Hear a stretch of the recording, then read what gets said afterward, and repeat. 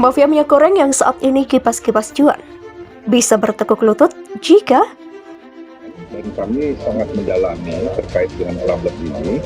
Nah ternyata kemungkinan besar gitu aspek penimbunan ini memang bukan berarti karena adanya penimbunan, tapi ini reaksi dari kegamangan pelaku usaha terhadap gonta gantinya kebijakan pemerintah. Simsalabim, barang yang kosong sekarang melimpah di mana-mana. Berarti bukan langka ya? Bukan langka, berarti kan ada yang menimbun. Ada yang sengaja menimbun. Berarti ada yang menahan. Nah, akhirnya siapa? Pesta pora lah pengusaha-pengusaha itu sekarang. Ya, mereka menikmati sekarang. Saat ini yang dianggap sebagai solusi yang tepat adalah melepaskan minyak goreng kemasan kepada harga keekonomian, sedangkan yang diatur harganya adalah minyak goreng curah. Nah, dari dugaan-dugaan ini, maka kami lakukan pendalaman. Bahkan Bapak Kapolri sudah menginstruksikan secara tegas kepada seluruh Kasatwil, seluruh Kapolda untuk menutup, dalam tanda kutip, menutup potensi-potensi pelanggaran tersebut.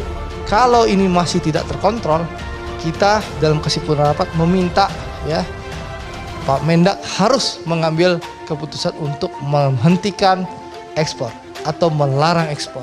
Yang berdasarkan peraturan Presiden nomor 59 tahun 2020, ketersediaannya bisa diatur dan diintervensi oleh pemerintah.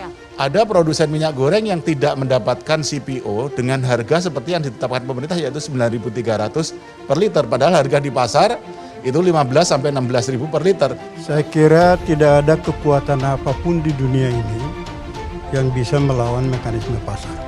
Proses ini kan sedang berjalan. Mafia itu artinya antara satu tempat dengan tempat yang lain itu berkait. Selama itu berdiri sendiri-sendiri, saya belum bisa mengatakan itu adalah. Untuk apa kita berjuang selama ini kalau akhirnya pemerintah kalah sama pengusaha-pengusaha? Bagaimana cara penanganannya?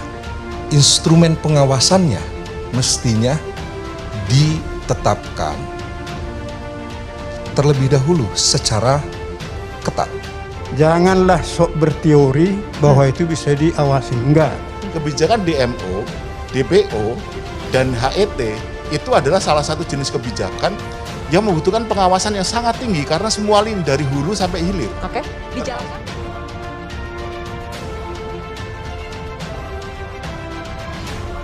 emak-emak alias ibu-ibu di Indonesia dinilai bisa membuat mafia minyak goreng yang saat ini seperti dikdaya menjadi bertekuk lutut hingga akhirnya bangkrut.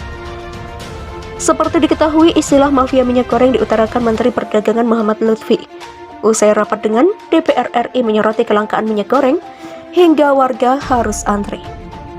Kelangkaan ini dalam sekejap tiba-tiba berlimpah ruah ketika harga eceran tertinggi dinaikkan pemerintah dan harga kemasan premium diserahkan ke mekanisme pasar.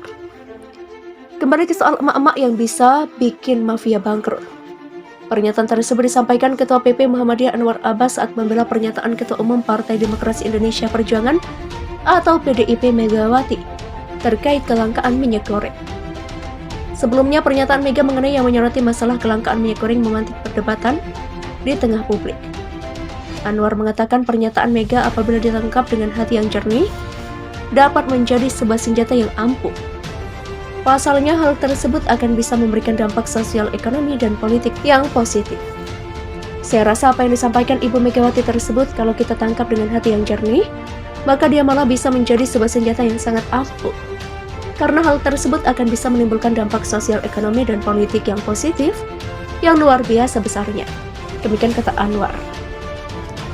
Mega sebelumnya mempertanyakan apakah ibu-ibu di Indonesia hanya mengetahui cara memasak dengan menggoreng. Hal itu Mega lontarkan di tengah situasi kelangkaan minyak goreng dan banyak ibu-ibu yang rela mengantri demi bisa membeli minyak goreng. Padahal menurut Mega ada cara memasak lain dalam mengelola bahan makanan seperti merebus hingga mengukus.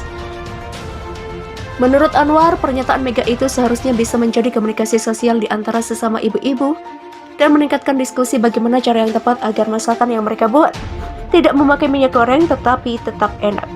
Dari perspektif ekonomi, kalau ibu-ibu bisa menyajikan masakan yang enak kepada keluarganya tanpa digoreng, hal ini akan sangat berdampak pada usaha dari para mafia dan atau para pedagang besar minyak goreng. Sebab dari langkah yang diambil oleh ibu-ibu tersebut telah membuat permintaan terhadap minyak goreng akan menurun secara drastis.